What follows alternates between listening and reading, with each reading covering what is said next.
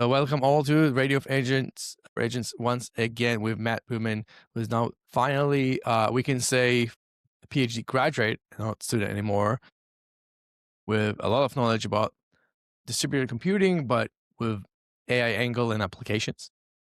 So first off, congrats.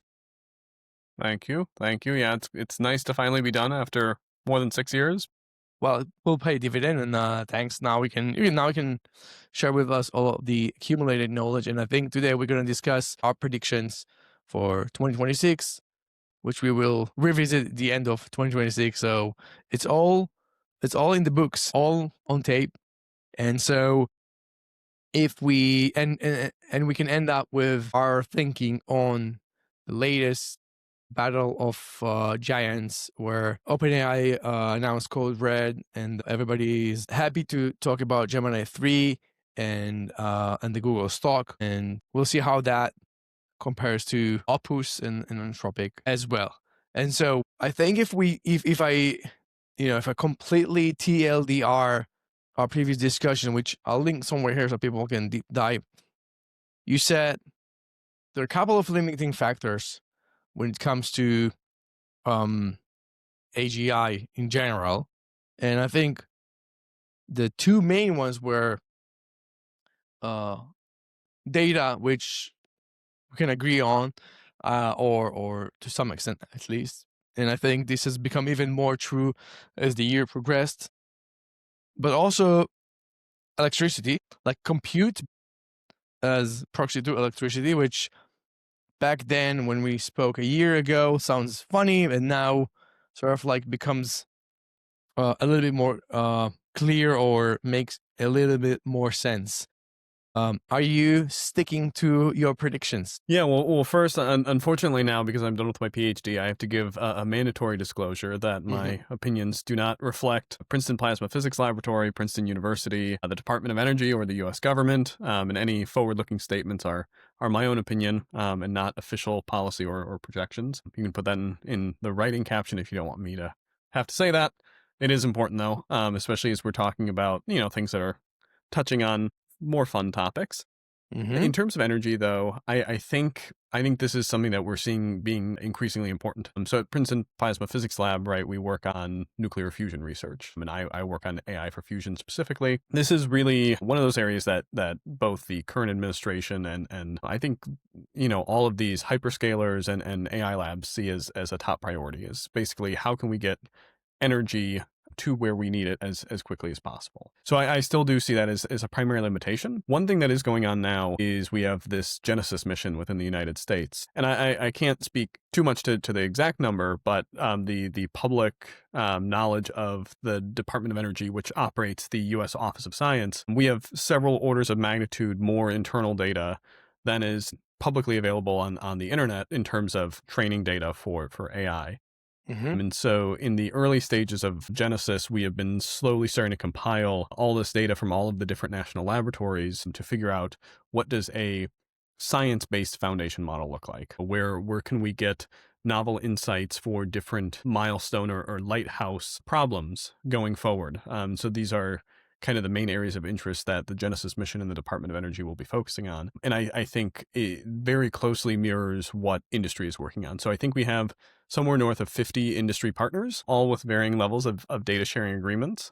But I think national access to this much wider swatch of data is going to be very important in accelerating AI in the coming year. We're going from orders of tens of trillions of tokens to, we'll say at least hundreds of trillions of tokens. So you're saying if I need to digest this lingo to the to the regular tech bro, then what I hear is you saying in terms of data, the private sector, good luck. Us, the government, we covered. We got much more data than you guys think. That like trainable data. So we're not worried. You guys go figure it out for yourselves. And in terms of compute and energy, all the governments of the world, they're gonna be do well, or I think they have this extra advantage of government resources for compute, extra electricity, and Obviously, I guess that the bills in terms of how much government might pay for the compute is quite a bit or a lot less in terms of the deal structure, the amount of kilowatts that the government might require just by being, such a brute force huge org. Then it's another kind of like a discount or a factor that plays better for government as well.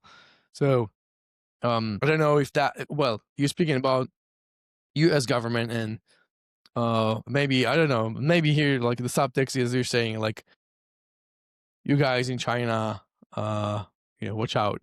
We're covered. You guys watch out. I don't think that's necessarily what I'm saying, because like I mentioned previously, one of the important parts of this Genesis mission are our industry partners. And so there are varying levels of data sharing agreements, right? Where we are able to work with them and gain their insights. And for some of them and for certain projects, it's these are still actively being worked out, but right then they are allowed to have access to our data. Things that are not proprietary or export controlled. They've been sitting in some Department of Energy archive for the past 10 years and nobody's touched it. But there's no reason why it can't be shared selectively. So we're definitely not saying to the tech bros, you don't have a chance. Especially because I do want to correct you. We're almost in 2026. Compute is not measured in kilowatts. We're measuring in gigawatts now. And that is one area where big tech still has us grossly beat. The U.S. government, even though we're in the middle of a massive compute build out, tech still has us beat by probably an order of magnitude. And now the one of the, we'll say, blocking factors that does rely on the U.S. government for future development of AI is the fact that, right, energy is highly regulated within the United States, relatively speaking. And so the government, right, you can't as a private person just go put up a power plant or a nuclear plant on your own land. Maybe you can, but I know a lot of municipalities even restrict, right, putting up a windmill on your own property. And so, especially with these multi-gigawatt installations of power, that's where the U.S. government has been very critical in coming in and fast-tracking these energy projects for very mission critical applications. With respect to China, I think this is one area where China does have a slight advantage over us, because the way that the Chinese government works is if the whatever build out or development is necessary, they can go build. Right. In the US, it's gotten a lot better in the past few years, but there are a lot of roadblocks to putting up, massive nuclear plants. Where in China, if that is the best route that is deemed necessary for infrastructure build out, that will start being built within months, not years. And so that's one thing that China does slightly have over us. We're like I said, we're getting a lot better, and I think we're changing because we see that energy build out is necessary to become more competitive. Interesting, fascinating, and I think it's interesting to see how industry and government go hand in hand when it comes to trainable data or data for training. That might be really interesting collaboration that is successful, or a good example, I guess, will be studied in business schools in a decade or so as an exemplar case, or whatever might be. So really interesting, I think, when it comes to your, digest all of that, put all of this in a can, shake it, and get out of it your estimation for the 2027 sort of trajectory. Are we on track? So I think even reflecting back to what we said almost a year ago now, I don't think we're going to see what people traditionally define as AGI in 2027, right? I think back 9 months ago, we discussed that we're going to see things that are very transformational and become very ubiquitous within the common day-to-day life and economic life. But for something that feels like human-like intelligence, we may have to wait still. And I believe I may have said somewhere in the neighborhood of 2029. Maybe that's just the Ray Kurzweil enjoyer within me, but I think that is a relatively good estimate. Now, one of the big conversations that we've seen occurring both in the industry labs as well as those of us who work on AI in academia and in the research space is we've noticed kind of these distinct transitions on what to expect for AGI, right? I think back in the early days of artificial intelligence, we had this idea of a machine becoming self-aware or sentient, right? If you look back in the Terminator movies, right, even the 80s, you had this Skynet became self-aware. I think right with the advent of large language models in the late 2010s, we really realized that self-awareness was not something that was, besides being easily measurable, it was not something that was necessary to be useful or necessary for large scales of intelligence. Hmm. I think now what we're seeing is that you don't necessarily need this fluid human intelligence in order to be extraordinarily economically Useful. useful. Yeah, exactly. And so I think seeing that shift, we're really, I don't say entering a new age, right? That sounds so grandiose, but we are thinking about this in a new way where, yes, might not ever get to that point. A lot of the leadership in the big tech labs talk about this, the idea of jagged intelligence. And we just have to make sure that those jagged points where LLMs are, or any agentic or AI system are much better than humans are the ones that are economically viable. And so, I don't say who cares if ChatGPT can count the number of R's in the word strawberry, if it can do all of the accounting work that previously took 5-person accounting team to do, right? That is a very economically viable development. And so I think that's one of the big transitions that we're seeing, at least for this kind of near-term intelligence, where something can be economically transformational without being generally applicable. So yeah, so it's generally applicable, or just like generally extendable is the AGI piece that you think it's like not necessary in order for this to make sense economically. You know, Right. If you if look we back yeah 5 years, OpenAI used to have this definition of what is AGI. Well, it's something that can do 50% of economically valuable work as good as 50% of the population. So, right, if you chart economic work versus number of or number of people, right, you're just kind of filling out that bottom left corner. And so that is, I think that is a paradigm that we are very quickly approaching. I think that is probably what we're looking at for maybe not 2027, but soon thereafter. Something that looks more like the Jan LeCun, or even Demis Hassabis, I think, has started to move towards this definition of like something that is fluid and flexible intelligence that could be 2029 or later. But I think we will definitely see that economic filling in the bottom left corner before we reach that fluid intelligence. Interesting. So let's translate these to our 2026 predictions. So Okay. because you were already suggesting that this basically continuing, um, like non-diminishing, continuing increase in productivity through models. So I think your basically the subtext is right is that models will keep getting better, which is I guess not necessarily obvious and might need some explanation.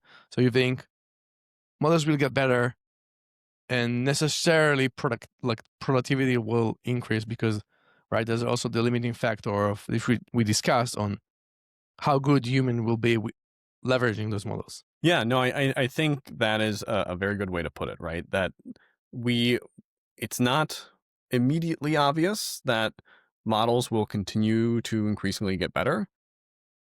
One interesting thing that's kind of come out of this idea that model progress is slowing down, right?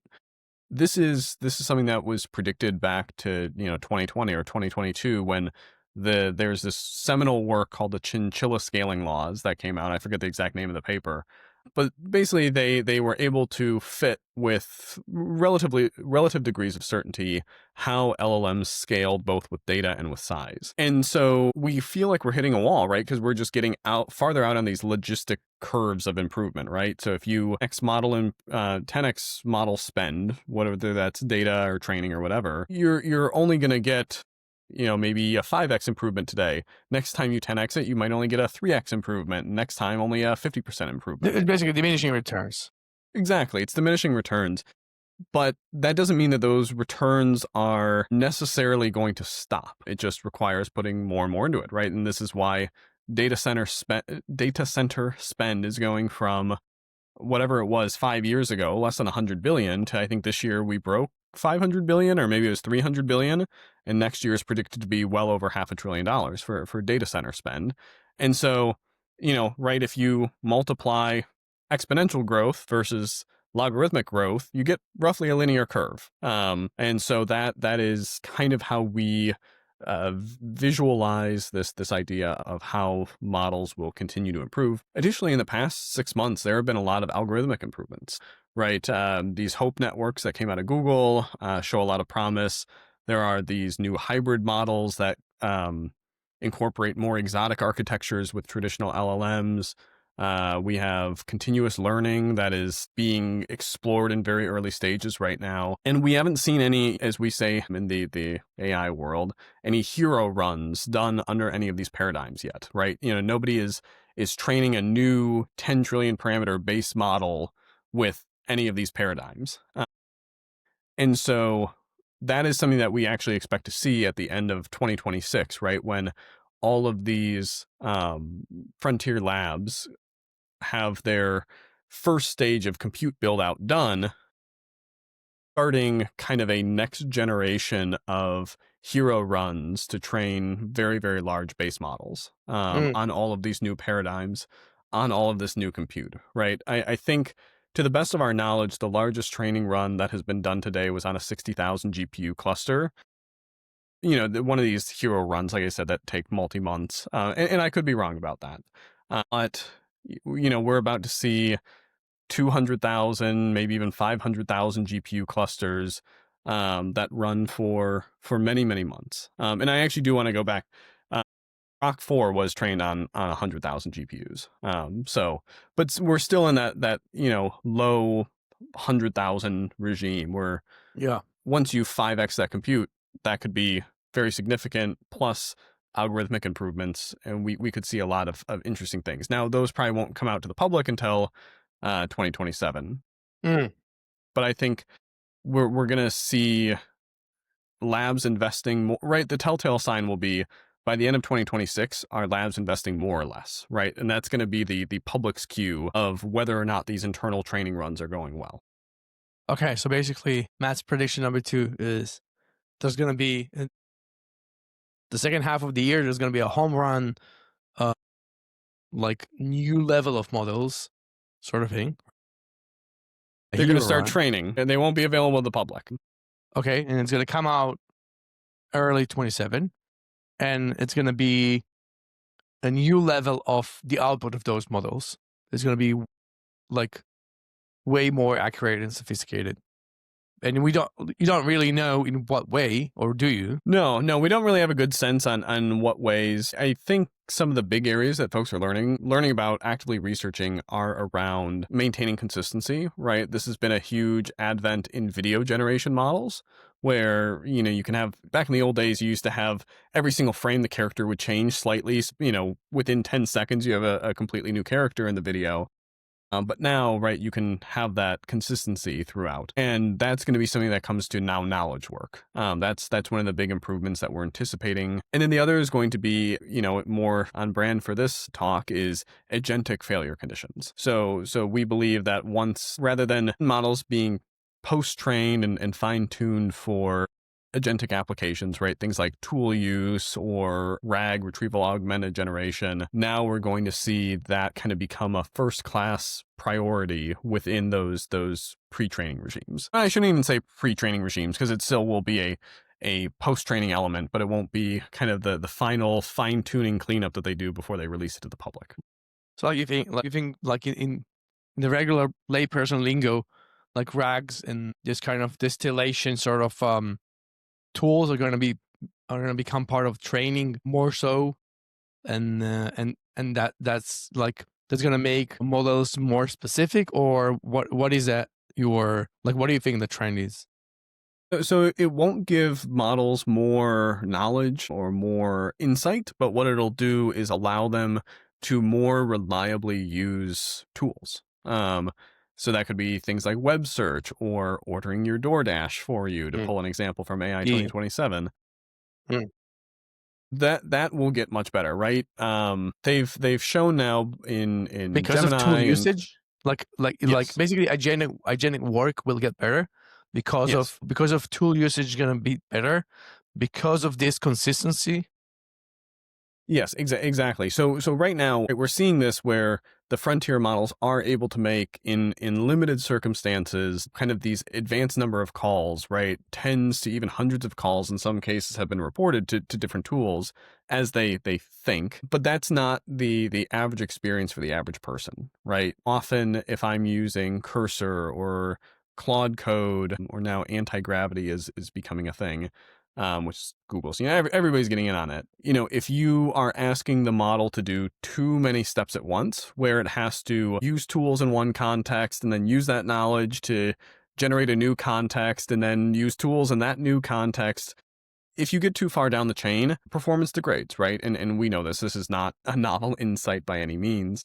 But by keeping some higher level reasoning across all of these links of the chain, that's where we can see real improvements of saying, oh, well, I was only supposed to create a new directory. Well, why am I creating 10 new Python scripts to scrape financial data or something, right? Models often go down these failure conditions where now, because they are so good, they think they should be doing more in some cases, which is kind of a funny failure condition, but right, they end up implementing a lot of things that you don't want them to, right? I'm still in the era of vibe coding where I will create my whole function definition, doc string, seed it into the flow, kind of sketch out or outline documentation for a specific module myself, and then say, okay, fill in the actual calculation in this module, right? And like I don't want to write the hard part, but maybe it's because I'm a systems person by training. But I like to architect the whole, code base first or parts of it and then say, okay, just fill in the logic. And oftentimes now I've noticed with the frontier models, they're going to try to do way more, right? Which is good and bad. Yeah, depending on like whether the expert. Exactly.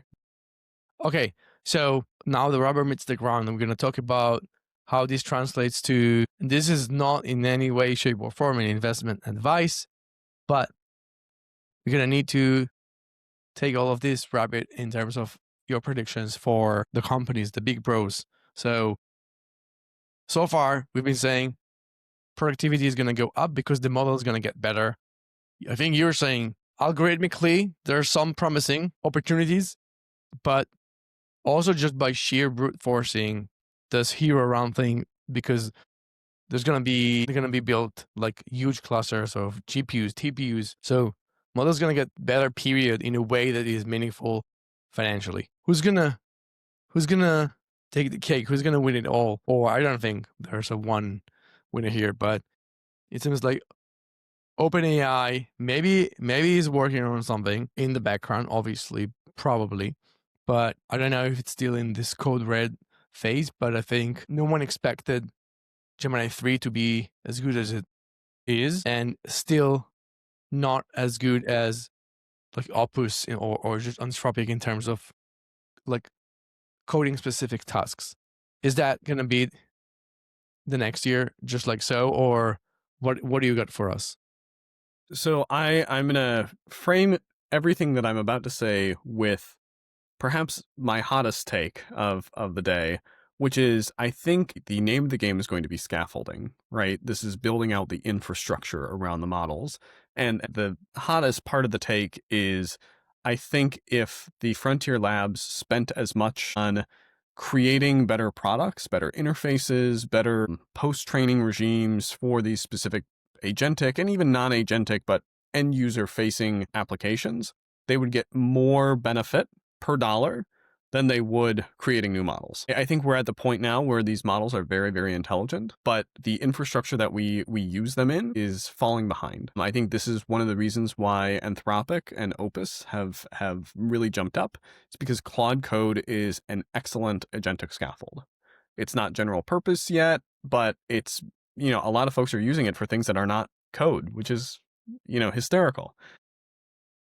And so Claude Code was started. There's a tweet by the creator of Claude Code, the original creator, and he said, when I created this 15 months ago in 2024, maybe 18 months ago, I this was just like a weekend project, right? I thought it was going to be a scaffold, and now it's one of the most popularly used coding tools in the world, and it's because it interfaces so well with the model, right? It creates that layer of connection that is human facing, and it connects the human to the model in a meaningful way. Mm. In terms of your not So is that, investment advice, sorry, yeah, exactly. Let's go there. is I think for the first time in a long time, we see the three leading labs all very comparable. Google, Anthropic, and OpenAI, their frontier models are all, I would say, if you think of the jagged intelligence, right? This kind of circular graph with all these different jaggedness of things that they're good at. I think they all average out to about the same total volume of intelligence, if you will. I think they're better at different things, right? And this you can go back to what is the origin or even the mission statement of each of these companies. So Google, right? If you look at DeepMind's history, they are reinforcement learning as long as they've been in business, right? Going back to I think what 2014 or 2016. With their Atari playing reinforcement learning algorithm. And so those are the areas that Gemini is very good at, right? Things that can be trained through reinforcement learning, things like coding, things like even human interaction. But in that same way, you gain a lot of general intelligence, but you also have this increasing degree of jaggedness. And when jaggedness is higher for a given model, it requires a much stronger framework to elicit the responses that you want, right? Like this is my feeling around Grok. Now, we haven't had a very solid release of Grok in a while. I will say Grok is very good for cost efficiency. So the Grok fast models are excellent, even rivaling Gemini 3 Flash. But, they're not the frontier models. But with Grok models, it requires a significant amount of scaffolding because, right, the ethos of XAI is we're not going to censor. We're not going to put guardrails on this model. But that also means that you're not conditioning the model for specific interactions. And so it requires then more infrastructure, a better system prompt, more intentional human prompts in order to get good results. Mm-hmm.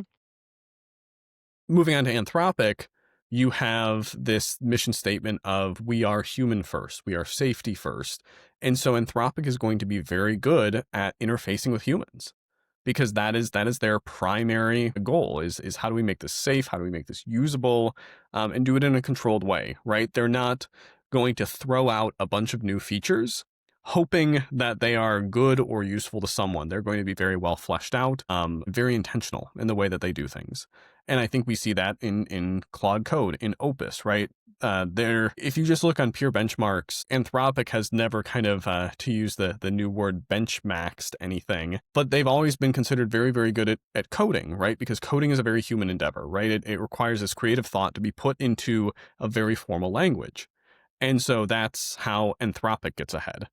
And then with OpenAI, right, we talked a little bit earlier about how they defined AGI in terms of economic terms. Now, even today, they still define AGI as a single system that can create $100 billion of revenue, right? And so now there's legalese in there because, this was done mostly for edification of their deal with Microsoft. But, right, like that's the thing that they think of. And so chat is, or, the OpenAI GPT models and O models are going to be focused on what they consider to be economically valuable tasks, right? And OpenAI has come out with a bunch of benchmarks around, different industry verticals that they believe are automatable in the near term. And then they evaluate, and there's some maybe conflict there of evaluating their own models on these economic benchmarks that they create themselves.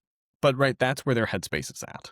And so you kind of see these three different paradigms, or even four if you count XAI in there, which I do. I think XAI is a sleeper lab in many ways, where when you have a bunch of compute, you can do crazy things, and crazy things are very good for progress.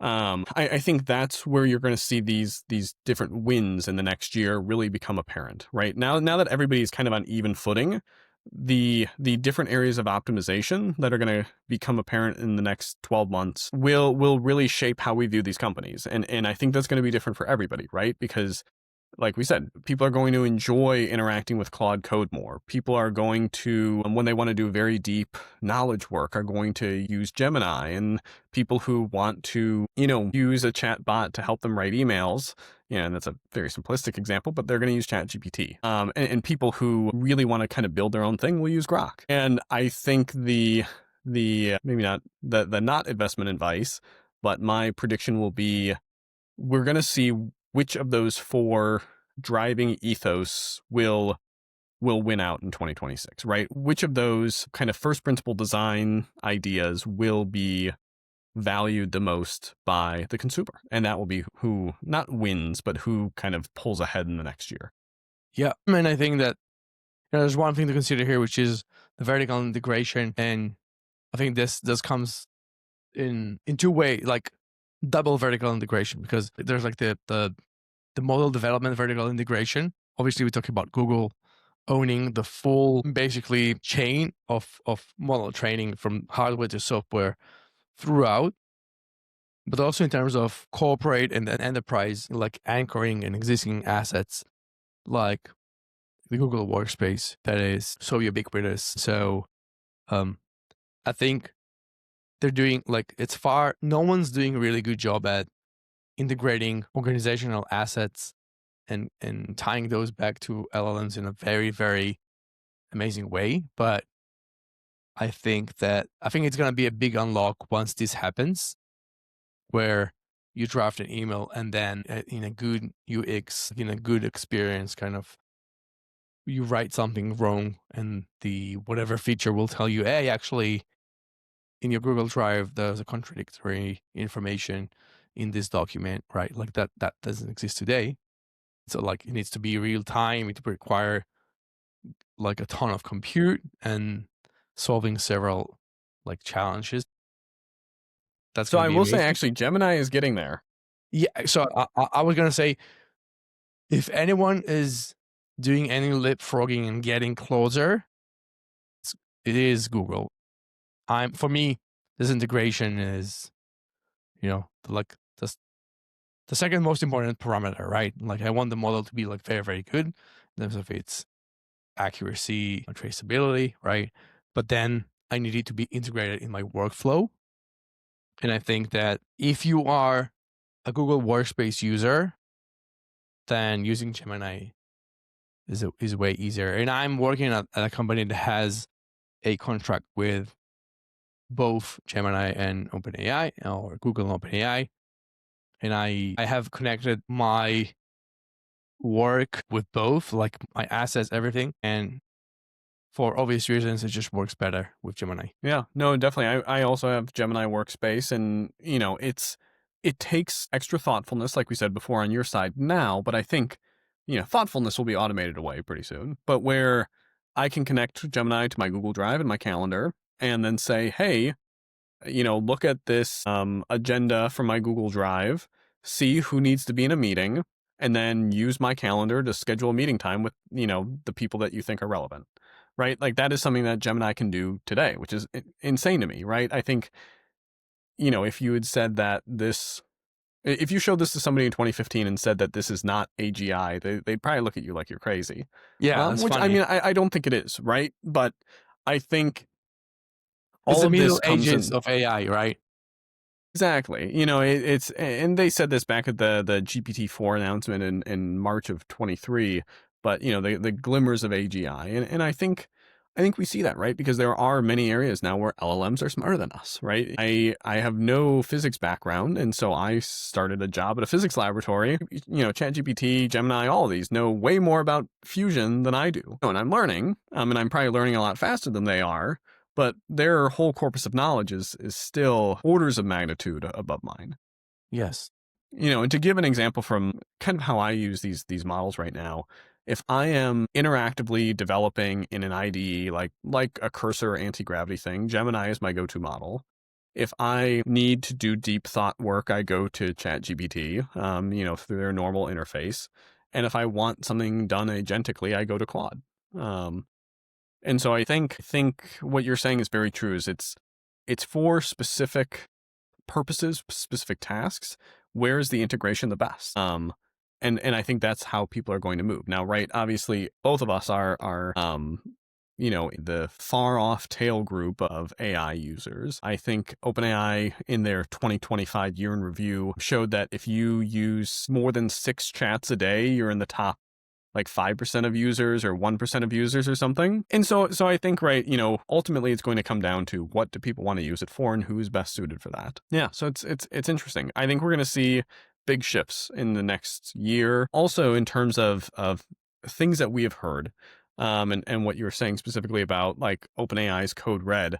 The rumors that we've heard are 5.2 was not the Code Red model. And we were hearing parallel rumors before all the Code Red came out that there are launch plans for Q2 of next year for something that looks like a competent agent. And this is going to be launched alongside new models. We had not heard which lab this was coming from.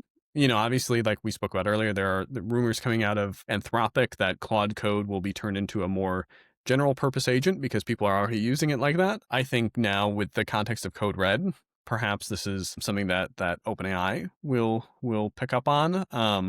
And I think the great thing about rumors is they drive competition, right? If you're on the Claude team and you say, "Oh, I just heard from somebody that a big announcement is planned for April," and they say, "Oh, well, that's not us." Well, guess what? Now Anthropic is going to plan a big launch for April. So I think probably in the first half of this next year, we are in for some very compelling and useful products, right? That is the beautiful thing about all of these companies kind of maxing out the traditional benchmarks, right? Most of the benchmarks that most people look at have been mostly saturated. And that's not to say models are particularly good or bad or anything. But I think now what that lends to is exactly what we've been talking about. It's going to be user experience. How can you create compelling use cases? And I think that's what we're due to see in the first half of next year. I tend to agree. This has been really interesting. We should definitely do this again. If anyone still listening through the big, deep end, and drop a comment and suggest what you would be most interested in hearing about, and we're gonna meet again and do this again. The predictions are in the books, and we're gonna revisit them. Maybe mid 2026, maybe at the end of the year, and so this is all publicly available and non-deniable. There we go. I mean, one of my big predictions that we're going to have good agents in the first half of next year, that we're going to see diversification, and there are going to be hero runs at the end of 2026. I'm willing to stand by that. Okay, so that's on record, and thanks for that. Really interesting. We didn't get one specific bet on one specific winner takes it all. I guess that your hypothesis is there is no one winner takes it all, which I tend to agree with. Maybe next time we'll talk about the chip war, and who's winning and where we might put our money at. And I think for today, that's a wrap. So thanks, man. And I'll see you soon. Awesome. Thanks for having me.